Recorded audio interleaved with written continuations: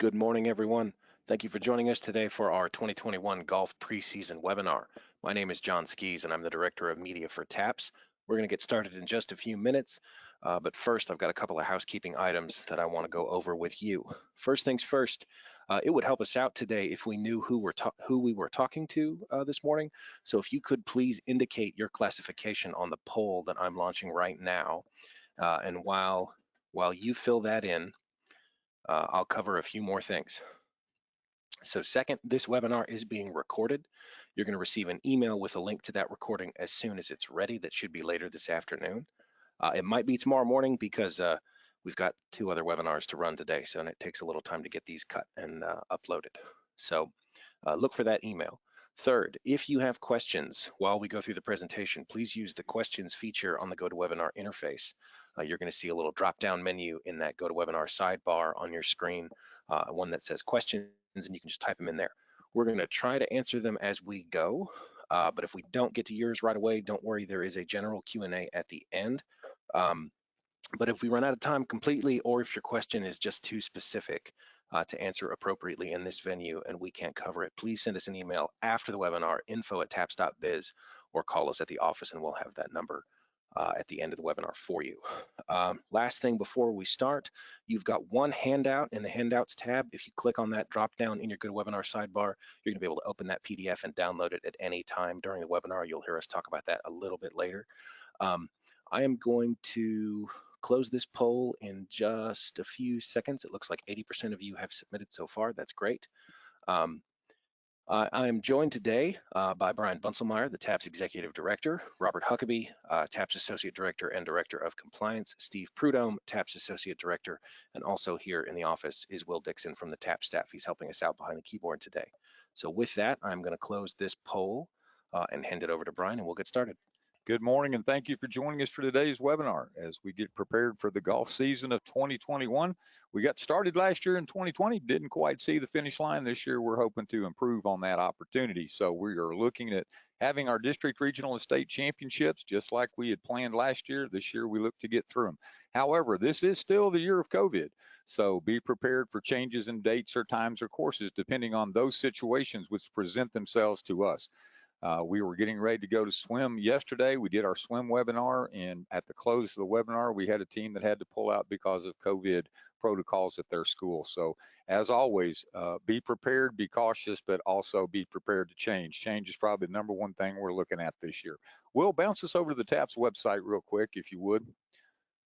Throw you a curveball here right off the start. TAPS website, www.taps.biz. Click on athletics up there for us, Will.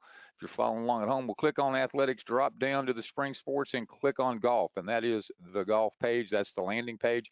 Just to walk you through it, championship information is linked on the big red button that says championship information, regional state qualifier information on the big blue button.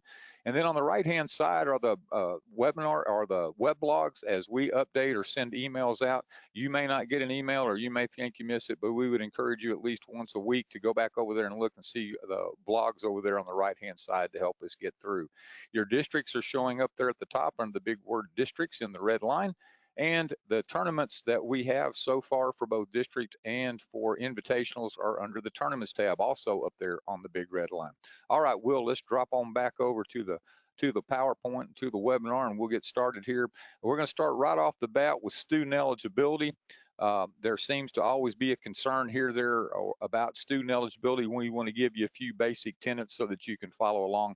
As we go to the basics, these apply to all tournaments during the school year, not just TAPS, district, regional, or state tournaments. So any invitational tournament that they're representing your high school in interscholastic competition between 2 or more high schools, these rules apply. TAPS general eligibility rules are in sections 77 through 84. The ones that step out and usually hit us the most are no pass and no play. So your school has a no pass, no play rule. Whatever those rules are, you need to apply them throughout the golf season, and they would apply during the dates of a tournament. So if you're ineligible for the Monday, but you're eligible on Tuesday, if you've got team spots or whatever, that would be an opportunity. However, again, no pass, no play is in effect all spring. Students not yet eligible for varsity play, a lot of times this comes in for international students or transfer students. So if students transfer to your school after January the 18th, 19th, or if they're an international student who has to sit here, they are not eligible to play in any varsity tournaments until they're approved by TAPS. So when we get to the rank one, if they're showing green at that point and they've made all the criteria, they are good to go. We'll drop one back, one more. We're going to go students not yet in high school. Every year we get this question on students who are not yet in high school. That means anybody from the 2nd grade all the way up to the 8th grade, they're not yet in high school. Section 85 of the TAPS bylaw says you're not eligible to play with or against high school students. That includes varsity and JV tournaments. So you may have the best 7th grade girl golfer in the state of Texas or the best boy golfer who's in the 6th grade. They do not get to play in high school JV or varsity tournaments. The penalty is if they play in the 7th and 8th grade and you play them, the minimum penalty to the student is they lose a year of high school eligibility. The penalty to the coach may be the same thing. You may also lose a year of high school eligibility as far as coaching. So do not play students not yet in high school.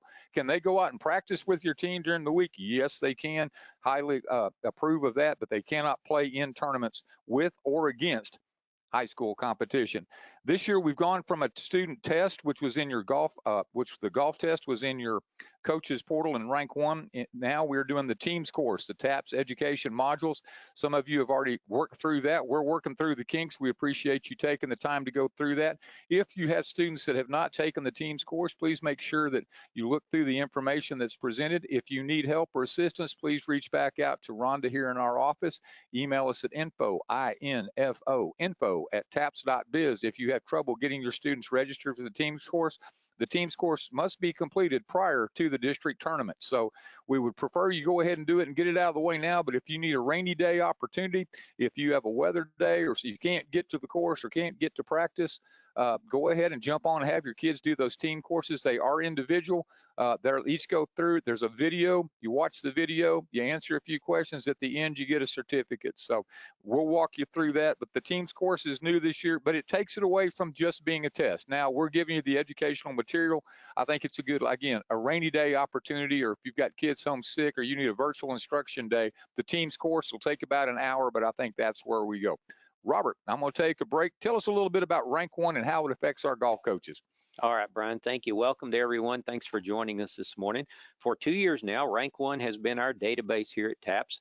That's our database for all of our coaches, athletic directors, administrators at your school, and more importantly, for all of your students and your athletes. So everyone needs to be in RankOne. Go to that next slide, Will. First, we need your coaches in there. If you're a golf coach, assistant coach, whatever that role might be at your school, you need to be in RankOne, and all of your roles as a coach at your school need to be marked and selected in RankOne. If you're an AD and also a golf coach, but you've only checked AD, you'll get a lot of communication from us because everything goes to the AD. But if you had a role as a different coach and you were also a golf coach and that golf coach role is not selected, you won't get all of our emails and updates and information we send from the office. We pull that information by AD and by coach, by sport or activity. So make sure if you're not the AD, your AD has you listed in there as golf coach, so you're up to speed on all that information. Also, as a coach, you have to be compliant. That means you've signed your acknowledgement of rules and completed your annual scope requirement. For our students and for our athletes, they have to do the same. You have to have them in the RankOne system. The student and their parent each year annually goes in, completes their profile, signs their acknowledgement of rules, get their physicals and all those things in order and uploaded into RankOne. And you then put them on a golf roster. You create a golf roster, you pull those students over there, and when you pull them over, they'll either be red in the background or green in the background. Red indicates there's something missing, there's a form missing, there's something that they need to complete that's not in the system. Green means that RankOne has picked up on that student, what their role is, the activities they're participating in. It's already predetermined what forms they need. And if all those are complete and uploaded in RankOne, that student is green and good to go. If you have any issues with that, reach out to our office. Kelly and Rhonda here in the office would be the main ones that would pick up those questions and be able to help you navigate RankOne as you get to doing your entries in your district, regional, and state tournaments. Those students will need to be green. They'll need to be good to go from an eligibility standpoint in RankOne. Brian? So I'm going to reiterate, if you didn't get this email direct from the TAPS office, there's a pretty good chance you are not in rank 1 as the golf coach. All golf coaches prior to competition need to have completed the scope process and your acknowledgement of rules. So if you haven't done that yet, if you haven't been into rank 1 this year, please get into rank 1, get yourself certified, get your coach acknowledgement of rules, et cetera, taken care of. If you have questions about your students, your rosters, or whatever, your athletic secretary, if you have one, your athletic director, get back with them and make sure that you are rank 1 compliant. Well, let's jump back to the website real quick. So the next thing we're going to talk about while Will stays there is invitational tournaments. So if you click on that, go to www.taps.biz, click on athletics, click on golf. In the big red line at the top, we have the word tournaments. We'll click on tournaments for me. So far, that's going to show you in red the district tournament and the regional tournament information that we have so far. So if we go down to the bottom, though, what I want to talk about originally here are the invitational tournaments. The invitational tournaments are blue. So if you're looking for a golf tournament to attend, feel free to click on one of those, see if they have room for you. If you're hosting a golf tournament and you have not yet sent that information, send that information to info, I-N-F-O, at taps.biz. Kelly will get this web page updated as soon as possible. We're going to talk about it 2 or 3 times during the webinar. If you're hosting a regional or district competition, make sure you also drop that information to us at info, I-N-F-O, at taps.biz. Will, do me a favor and just click on that Wildflower. This is the newest one. So Wildflower will be hosting 2 of our competitions. They'll be hosting our 2 and 6A championships, and they do have 2 invitationals open. And Steve, correct me if I'm wrong, but anybody who's eligible to play there, if they're needing a tournament, they can sure jump in and go. It's not just for 2 and 6A schools, correct? Yeah, that was what I heard from Sam. But again, for 2A and 6A, they would get to preview the course at that tournament. They've done a lot of work at Wildflower, brought it back up to some good standards. So we're glad Sam, he's been there before. He's going to be a great host when 2 and 6A get there. Will, let's bounce back to the opportunity that we have here on the PowerPoint. Let's drop down past invitational tournaments and let's drop on down to district, regional, and state championships. 1A, you do not have district or regional. You go straight to state. For everybody else, the district, regional, and state right now, we're looking at those opportunities, and we'll jump back to the website here in a few minutes and discuss how those qualifiers look. I'm going to talk about student entries real quick. Student entries will be done in rank 1. We do not have that process to show you yet. We will do another webinar prior to the district tournaments. So there will be a district entry webinar prior to the district tournaments. We'll get that on the calendar and get that information out to you. You don't want to miss that if you want to enter your students into the district tournaments. So again, if you're hosting the district regional tournament for your classification, please contact the TAPS office, info, I-N-F-O, at taps.biz with the tournament information and contact information. For the district tournaments and for the rules and regulations, Robert, why don't you jump in and take us through that? All right, Brian, thank you very much. If you have questions, remember throughout the webinar, shoot those to us. If you have specific questions relative to your classification, your specific district, regional tournament, we may not be able to answer those during this webinar. We have district format for number of teams in a classification, number of participants. Some of those we follow the same basic guidelines, but they might be slightly different. It might be confusing if we get a 1A question and it might confuse 6A. So shoot those to us. We'll look at them. If we can't answer them, we will. If not, we will get back to you after the webinar. I'm going to jump in real quick and just remind our 1, 2, and 3A coaches, we did send a survey out yesterday asking for your anticipated golf numbers that will help us determine whether we're going to have, to be honest with you, the district and or the regional for 2A and 3A. Right now, 1A is scheduled straight to state, 2A is scheduled to have a district tournament, and then state. 3A is scheduled, and 3A, 4A, 5A, 6A right now are scheduled for a district, regional, and state tournament. Sorry, Robert, didn't mean to jump in, but let's go ahead and go on to the rules. No, thank you very much. And that's why some of those specific questions might be confusing. We'll answer them best we can, but if we can't get to them, just reach out to our office. We'll help you. Look at the rules. These are just some reminders. Obviously, this is not everything. The teams course that Brian mentioned earlier is very good. It has some videos in there. I know we had the new changes to the USGA rules that came out 2 years ago now, but we didn't get to play last year, so those may not be still fresh on people's minds. There's some great videos in there from the PGA and the USGA about those rules changes that explain those. And then the purpose of the team's course is to expose your students to those rules so they're familiar with them before they go out on the course.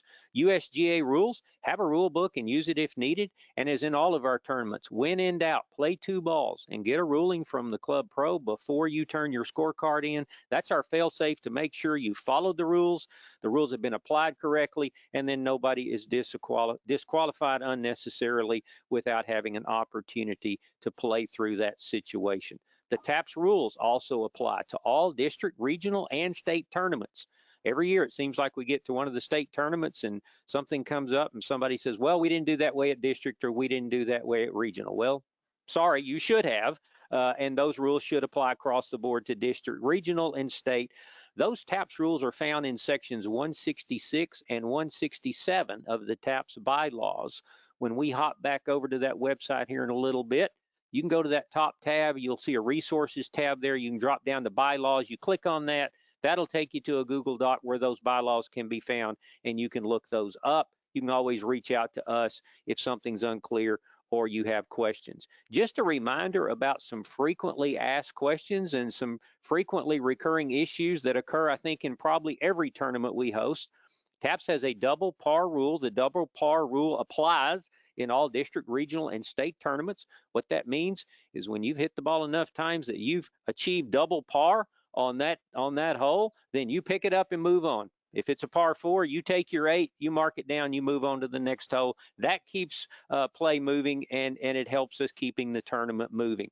Dress code and conduct on the course, refer to the rules on that. Golf is a sport where when and how and where you play it is done at a very high level. It's played with a high level of integrity, and how you dress and how you conduct yourself on the course is highly important to the success of those tournaments. Coaching players. Coaches, you are allowed to coach your players, but only from the green to the next tee. When that last player putts out in that group on the green, and then as that group is moving to the tee box, you're allowed to coach your players from the green to the tee until that first person tees off on the next tee box. Brian? Clarify, Robert, that is for the TAPS district, regional, and state tournaments. If you're in an invitational tournament and they have a different set of rules, as you could follow those rules. But by the time you get to district, the regional, and the state tournaments, it's green to tee only for TAPS. And electronics approved rangefinders are okay. No cell phones are allowed on the course. Spectators, remind your spectators as we move to our district, regional, and state tournaments, they are to stay on or behind the cart paths. That's usually no closer than about 50 feet from our participants. COVID protocols. This is a year when we've all had to deal with this. Of all the activities that are out there, golf has been one of the ones that's been able to continue in our world. To some degree, in some areas more than others, but the world of golf has been continuing with some changes and some limitations. Things to keep in mind: COVID protocols in general. Any tournament that you're hosting, either as an invitational or a district or regional tournament that's a part of you as a TAPS school hosting something, you need to obviously coordinate that with your host facility. They all will have some types of COVID protocols and guidelines that they're following based on their course rules and their particular locality. You also follow the TAPS general COVID protocols. One of those most important protocols is that on the day of the tournament, all of the coaches, all of the players. So as a coach, you will attest for you and all of your coaches and all of your players that you have self-screened for the COVID conditions and you are healthy and you are good to go that day. That means you do not have COVID, you do not have the COVID symptoms, nor have you had recent close contact with someone who does. Those are our general protocols that have been in place all year for all of our activities, and certainly all of the events that we have hosted at the TAPS level. Some COVID protocols specific to golf and the course. Honor, obviously, your host facility requirements and their guidelines. Work within those and work with them to have a great experience. Face mask. Face masks are required when you're in the clubhouse, when you're in your pro shop areas, if you're in an area of awards, the scoreboard, concessions, food or meal area, face masks are required. Obviously, that's an area where we can have people in close contact and congested areas, so please honor that. On the driving range and putting green, If you cannot appropriately socially distance, you need to be wearing a face mask in those areas as well. Golf carts. Golf carts are used at our courses. They're used by our coaches and our spectators. There are some courses where it's a long walk from one green to the next tee, and we do allow in a couple of situations on some of our courses players to be shuttled from one green to the next tee, and in those instances we would expect people to wear face masks. Obviously you're coming in contact with people who may not be from your school or your community. Steve? Yes, and as we've gone around to the various courses and visited with the pros, they're pretty much the same, but there are some slight differences. So it's very important as you get the information for your specific tournament that you make everybody aware of those. And again, we'll be in compliance with those. So just be aware, don't take anything for granted as you go to a facility. And as we have visited with courses around the state, obviously spectators in golf carts will follow those local protocols. Some have one rider per cart, some two if you're from the same family or the same group. Just be sure to know those if you're hosting a tournament and know what the expectation is. And then in all other areas of the course, if you cannot appropriately socially distance, please wear a face mask for your safety and the safety of others. Brian? We're going to stay on COVID here for just a second. As we think about this and as we go forward, right now, the metrics across the state of Texas, we're at the Texas Motor Speedway. They're vaccinating 10,000 folks a day out here. 1,000 people an hour can come out here. That's still not going to get us real close until April or May as far as getting folks vaccinated. It's highly important that you take care of yourself as the coach. It's highly encouraging to us that you take care of your students that are in your care while they're in your care. While you can't control what they do when they leave school, leave the course, or leave you, you can at least be in charge while they're with you. So take it seriously. It's still out there. Your school protocols are still going to determine whether you're able to play and continue or not. So if your school protocols say one person on a team or whatever, and then the whole team's quarantined for 2 weeks, you're going to lose tournaments, you're going to lose matches. The biggest opportunity to have a problem is if that still is occurring into late March, early April, when you're trying to get your districts in. COVID is real. It's one of those things we've been dealing with, and you have been dealing with since last March. So let's give it the healthy respect it deserves.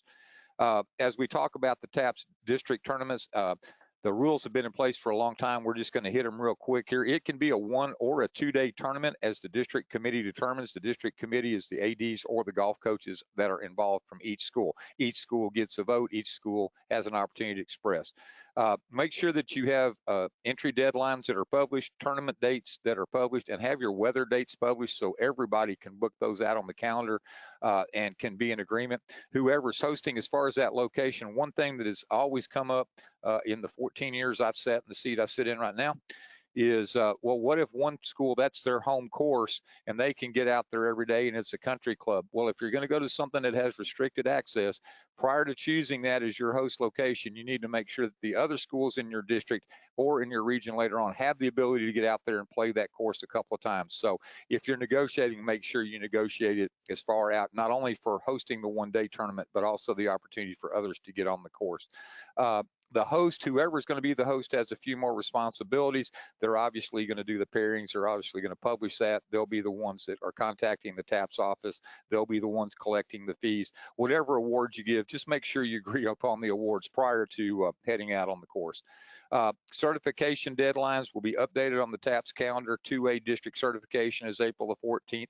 3A is April the 14th, and at 4, 5, and 6A, it's April 21. Again, 1A is going straight to state, so there is no certification deadline for district. Don't worry about writing those down. They'll be on the TAPS calendar, www.taps.biz. Up there in that top right-hand side, click on the word calendar and scroll across. You'll find those later today as they get updated. As far as entries, you may have one team, up to 5 students on that team. A team consists of 4 or 5 students, so that's 4 or 5 players that are playing as a team. They're also playing for individual awards, but their scores will count towards the team awards. You can also have up to 5 individuals. Individual scores may not be substituted. So once you substitute someone as and once you designate someone as an individual, they're an individual. A team member, they're a team member. So even though one of those individual kids shoots a better score, he doesn't go in. You just don't take your top 5 scores. You've designated who a team is and who is not. Substitutions, you are eligible to substitute prior to going out there. Just make sure onto the tees, make sure everybody knows who that is. During the tournament, no substitutions are allowed at the district or regional tournaments or state. Pairings should be based at the district level on the season averages submitted by coaches. Your district host or your district pro should help you set up those pairings, but then everybody has a chance to review them, and you should go through those with all the coaches and make sure you're in the correct spot. Notify the TAPS office. If you're the district host, please make sure you send an email to info@taps.biz if you weren't listed on the district or regional tournament that we have posted so far. Our regional tournaments, the difference in the regional and the district, the big difference is regionals are required to be a one-day tournament. There's no option for a two-day regional tournament. So a one-day tournament for regional. The regional committee should be the district chairs. If you have two districts, then both district chair presidents should get together to determine the date, the location, host fees and awards. I will tell you, this is the first year of an alignment. Next year will be the second. So if San Antonio is hosting this year and Houston is hosting next year, it's always good to get that out right now so that everybody knows, hey, this was a little difficult this year, but next year becomes easier. So again, if you're hosting a regional, please make sure you send all that information to Kelly. Email us at info@taps.biz with that information. Regional certification deadlines for 4, 5, and 6A are April the 28th. We're holding back on whether 3A will have a regional until we get the answers to the surveys we sent yesterday. There will be no extensions. So again, make sure April 28th, that's our drop dead deadline to get those tournaments in. And the pairings should be based on the scoring and standings from the previous round. So you'll take your district scores and your district standings when you are determining your pairings for the regionals. The TAPS championships have moved around a little bit based on course availability. Squaw Valley and Glen Rose, we need to send a shout of thanks out to them for hosting our 1A and 4A tournaments. The dates are shown there. Again, they'll be updated on the calendar. This was still in flux even as late as yesterday.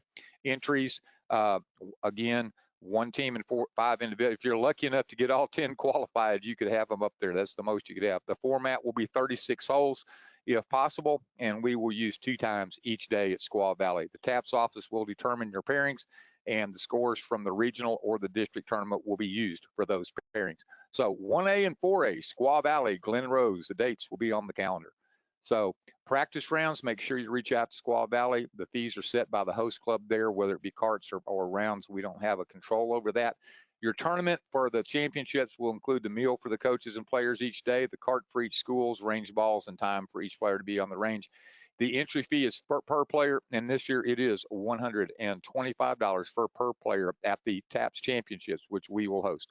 2A, 6A, you're going to Wildflower Country Club. We're making that return back to Wildflower Country Club. Sam is hosting. He's also hosting those previews we discussed earlier.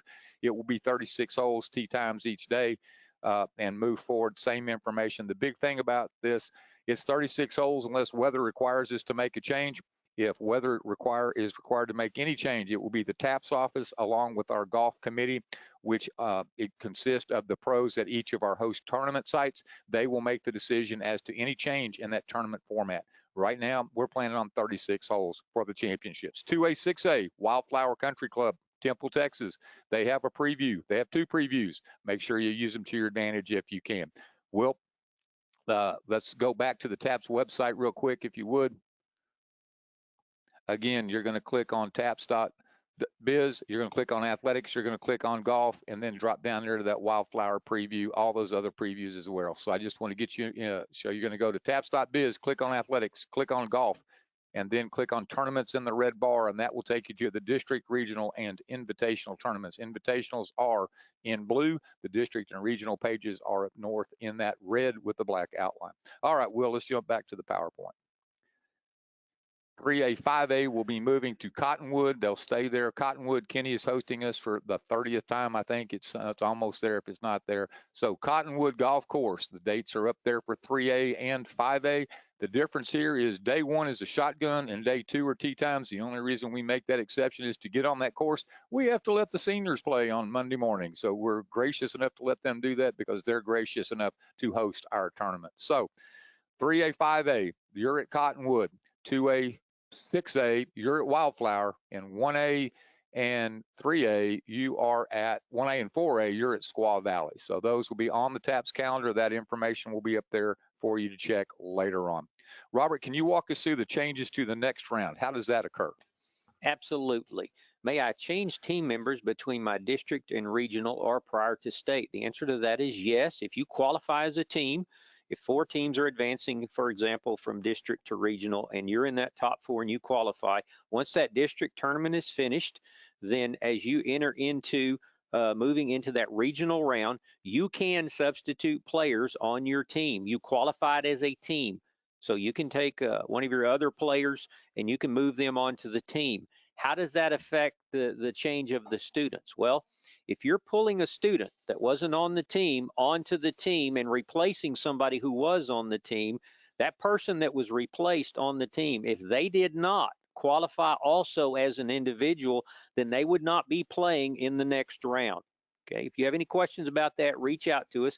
It's similar to a relay in a track meet. You can substitute a student, or you can substitute all 4 of them in there in a particular relay, and you could do that between the 2 events. So from district to regional and from regional to state, you can make changes in that respect. If that individual being replaced was not a qualifier as an individual, as a medalist, under whatever the qualifiers were, if it were 10 in this instance, then that person would not be able to play. If they did qualify as an individual and you moved them off the team, they would still be able to play, but they would be playing in the next round as a medalist. So if you have any questions about that, reach out to us. That comes up every year at some point between the district, regional, or regional state formats. Brian? And again, that last question there that said, does a student have to play in the previous tournament to qualify for the next one? The answer is no. If you want to put somebody on a team that didn't play at the district or regional at the state championship, they are, as long as they're eligible, they're good to go. Will, do me a favor, bounce back to the website. We're going to mention qualifiers for the rounds real quick. We'll go back to the golf page. So taps.biz, click on athletics, click on golf, that blue page that has qualifiers, right? It says regional state qualifier information. That was updated today. We're still reviewing, but once you click on that, it should take you to a table, and it should have everyone, how many you're advancing from district to regional or district to state. In the case of right now 2A, that's how it will look as we go forward. That will be updated, especially for 1, 2, and 3A once we get our information on our numbers. We got a couple of questions here about 2A. I think you just answered it, Brian. They're wondering about, is it possible we go straight to state? Will we have district or regional? We will get back to you on that. As Brian mentioned, we sent that survey out. It will depend on participation.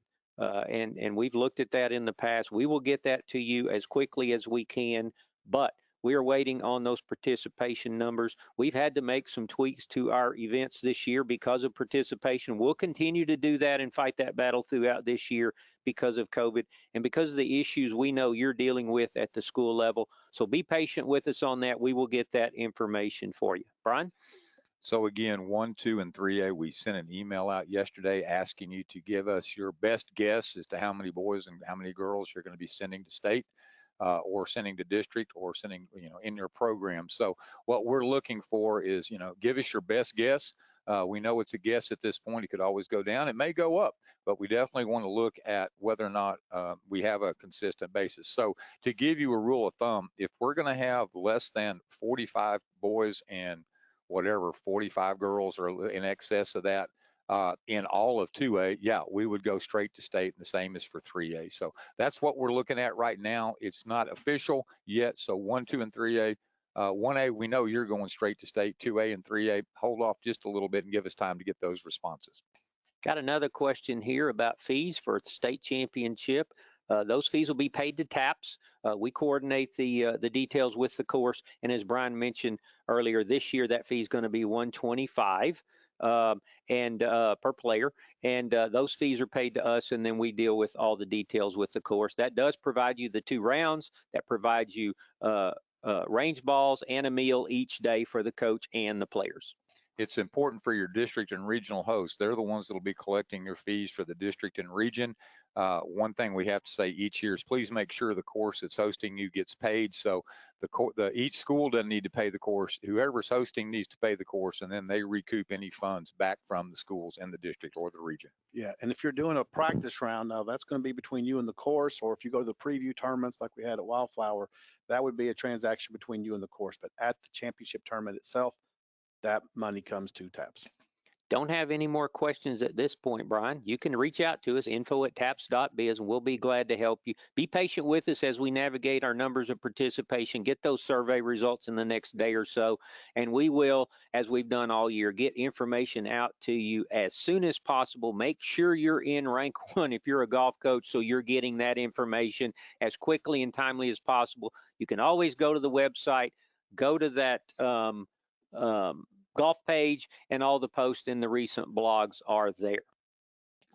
One last thing before we jump into the contact information. You're the eyes and ears on the ground. You're going to tournaments. You're now getting into that golf season. As you see things or as things step up that you feel like either the TAPS office or all of TAPS Golf needs to know, please feel to reach out to us at info@taps.biz. Give us a phone call. We have that Salado number, but we are here at the Texas Motor Speedway. Any more questions, Robert, before we kick it over to John? We have a general question about availability of tournaments in certain cities around the state. We are keeping an eye on that. We're well aware of that. We are coordinating that with our host facilities. They are working with their local authorities to ensure we can come. If that does not happen, or if something changes last minute, which we know is happening every day in this world, we will have alternatives in place, and we will get that info out to you as quickly as possible. And we are in constant communication with the pros and at the host sites, and so they're keeping us up to date on where things are and where they project things going. So yes, if we need to change, we definitely will make a change. Another flip there to just make sure, if you're hosting a tournament and you go to the taps.biz, click on golf and click on that tournaments tab up there in the big red line. If you don't see your invitational up there, please drop us an email at info@taps.biz. We'd love to help you fill that tournament up for anybody that's looking for a golf tournament, or if you know of golf tournaments are open. I know some of the UIL schools are struggling under their restrictions of how many teams they can have or how many golfers. If you're hosting an invitational, we do not put those restrictions on you. We are asking you to put your own restrictions on in keeping with your school's protocols and the TAPS overall protocols. So it seems like any more questions before we bounce? John, I'll let you give the closing remarks and away we'll go. Thank you for joining us here today for the TAPS Golf Preseason webinar. Thank you, Brian. Thanks everybody in the office for help today. And thank you folks for being with us this morning. Again, this recording will be made available on our YouTube page later this afternoon. You're going to get an email sent to the same address that you used to register for today's webinar. That's going to have that link. If you think of a question, don't forget to email us, info@taps.biz. And if your golf program or school has a Twitter account, we would appreciate it if you would give @TAPSGolf a follow. That's our golf Twitter account. That's where we put all our golf stuff. There's a couple of schools that are pretty active, and we love to retweet their stuff, but it's just a few. So if you've got some golf stuff that you're doing that you want to share on social media, please hit us up @TAPSGolf on Twitter. Thank you, folks, and enjoy the rest of your day.